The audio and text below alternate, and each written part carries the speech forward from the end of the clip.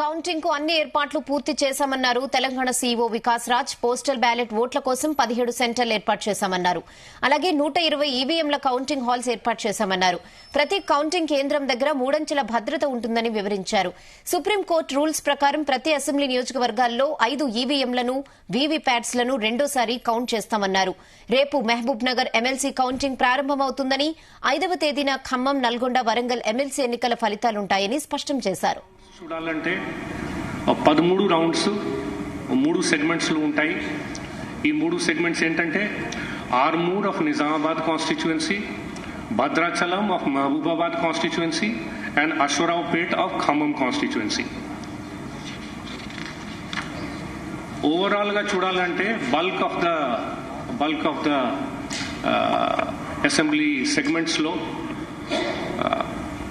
18, 19, 20, 21 అట్లా రౌండ్స్ ఉంటాయి. సో దీన్ని బట్టి our estimation is that we should be able to finish this about 3 o'clock 4 o'clock వరకు అవ్వాలి. Of course it is dependent on lot of things.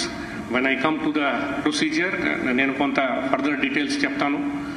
Every రౌండ్కి టాబులేషన్ కావాలి, తర్వాత మళ్ళీ మైక్రో అబ్జర్వర్స్ చూడాలి, కౌంటింగ్ ఏజెంట్స్ అక్కడ ఉంటారు, వాళ్ళ సంతకాలు తీసుకోవాలి. ఇది చేసిన తర్వాత మెయిన్ టేబుల్కి వస్తుంది. మెయిన్ టేబుల్ మీద దానికి టాబులేషన్ జరుగుతుంది. టాబులేషన్ తర్వాత దానికి అబ్జర్వర్ గారు చూస్తారు. అబ్జర్వర్ గారు చూసిన తర్వాత once that is cleared then it is cleared from that point of view. దాని తర్వాత దీన్ని డేటా ఎంట్రీ చేయడం జరుగుతుంది. ఆ డేటా ఎంట్రీ ఎన్కోర్కి Encore is the ECI's website, దాంట్లో డేటా ఎంట్రీ చేయడం జరుగుతుంది. ఆ డేటా ఎంట్రీ చేసిన తర్వాత దానికి ప్రింట్అవుట్ తీసి మళ్ళీ వెరిఫై చేస్తారు, కరెక్ట్గా డేటా ఎంట్రీ అయిందా లేదా, కౌంటర్ సిగ్నేచర్ అవుతుంది. Then only 1 round is called as a round completed. So ఈ అంతా పద్ధతి ఫస్ట్ 2-3 రౌండ్స్కి కొంత అలవాటు పడేసరికి కొంత టైం పడుతుంది. Of course lot of training has been given to all the staff.